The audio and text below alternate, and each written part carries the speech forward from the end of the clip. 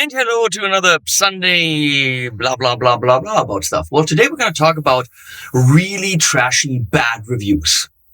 A review that trashes a product, that says this is a horrible product. Now, I don't do those. And I've said in the past I don't do those. I will be critical. I'm known as someone, apparently, because I don't really think I'm that brutal on gear. But I'm known, apparently, as someone who is honest. Which is nice. It makes me proud that you think I'm honest, and I am. I will say what I don't like about the product. But will I completely trash a product saying this is not competitive? Don't buy this. Anything else in its kind of product range genre is better, and buy this. No, I won't. And you know this because we've talked about it before. And then there are comments like, well, why don't you do this? Why don't you get the gear yourself and trash it and tell us all the bad things about it? Or have the viewers, like Glenn is using some of the Patreon money, have the viewers pay for the gear and then I trash it. And I tell you all the bad things about it. Well, I could. But it's stupid. It's really stupid. For my business, but also for you. And I'm going to explain to you why. I skate by on YouTube, being pretty brutally honest about stuff, right? Up to the point where I piss off companies so much they don't want to work with me anymore. Problem is, if that happens, they don't send me gear. Now, I can't buy all the gear out there that's coming out to review. That's a no-go. If companies stop sending me stuff, channel is done. I have nothing to review. If companies stop paying me, channel is done. Because I got to go to Lidl and stock shelves. And then I can't make videos. So, I need to be honest, but offer companies a way out. If the gear is so bad that I would have to say, don't buy this, well, then the rule is my time is not paid for, the video is not paid for, the gear goes back, I spent a day or two for nothing. But it is very important to do that because it allows me to bring you the honesty, but it has to be the positive outweighs the negative. If that happens, I can still present the negative. And there are obviously, we could go on and on and on. I have 4,000 videos on YouTube. There are many, many critical videos. Look at the Amped 2 by Blackstar. I said, don't buy this until they have updated it because it doesn't have MIDI, it doesn't have presets. I bitched about it, but for someone who doesn't need that, it's a great product. So the positive needs to outweigh the negative.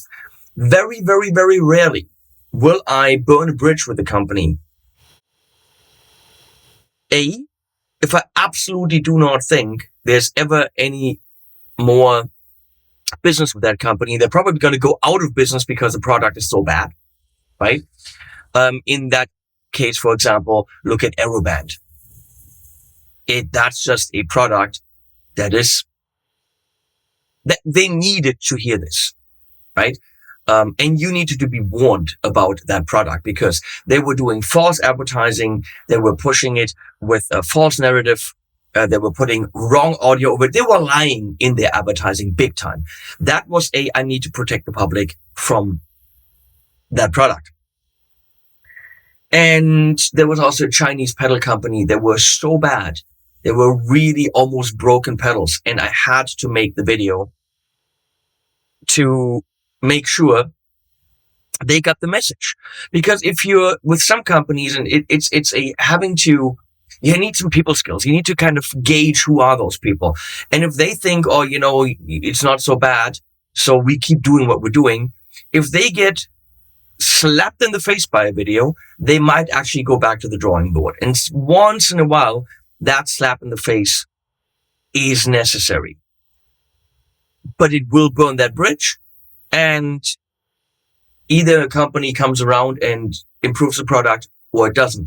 But it usually leads to us not working together anymore. And there are some companies who are actually, where I was pretty fair to the product. I said, it's all good except this one little thing, whatever, and presented kind of the same point other YouTubers presented. It's a company, for example, that I've worked with for years called Good Friends, and they're gone. They haven't worked with me since.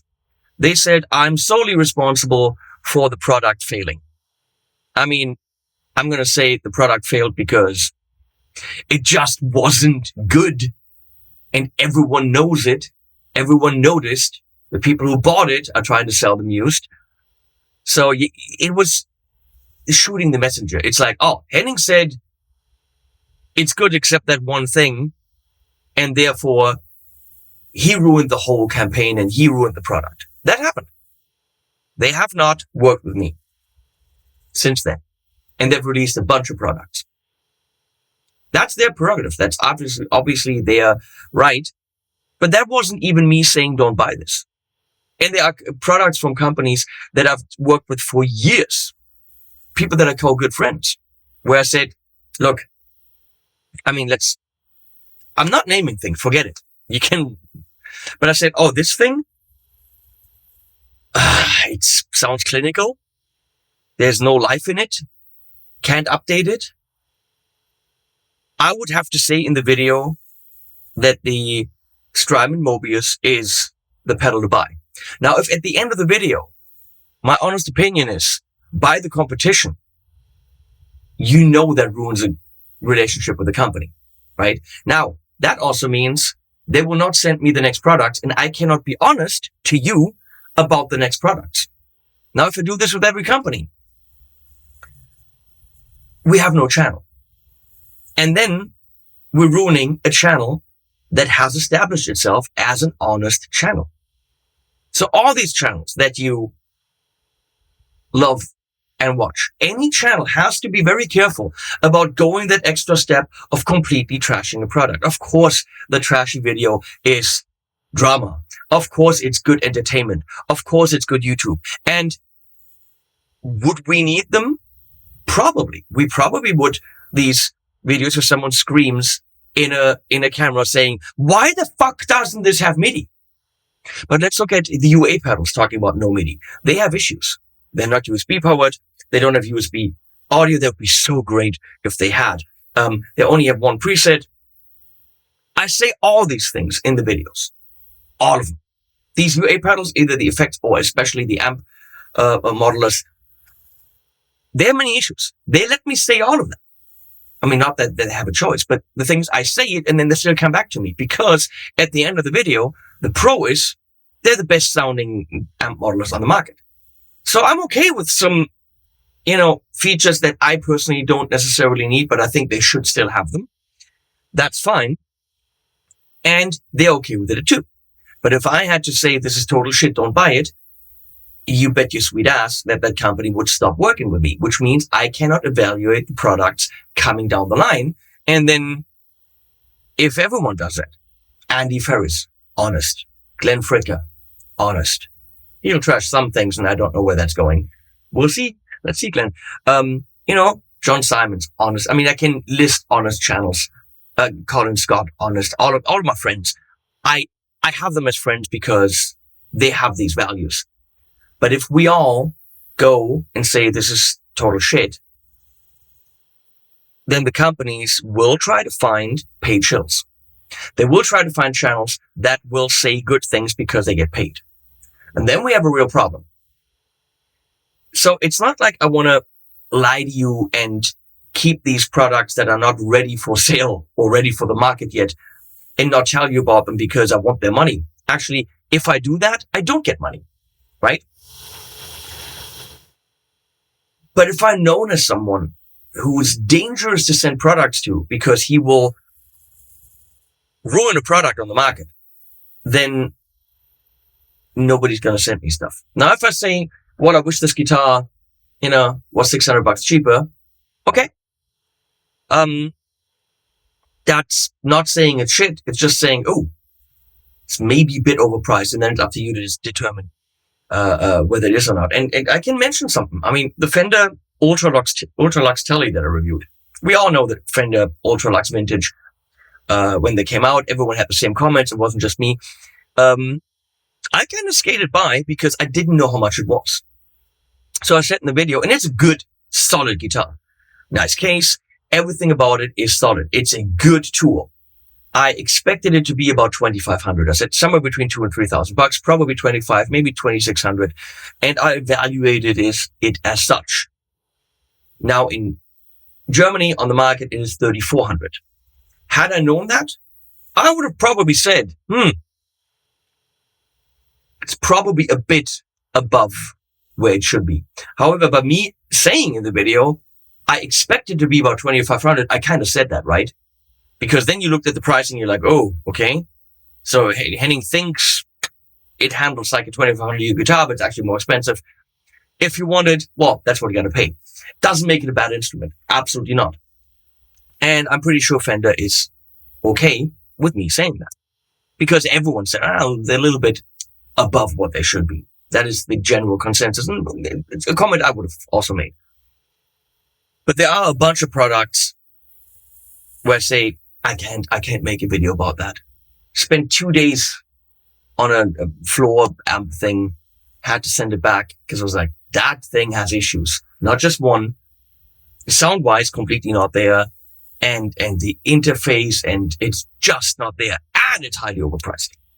So you have to let me send this stuff back. Because if I don't, channel's dead. If I don't, nobody's going to send me stuff. Nobody's going to pay me. If I completely trash a product, I have to be honest, but not shit all over something. If something is so bad that it needs to be shit all over, we just don't make a video. And that is really what me and many of my friends do.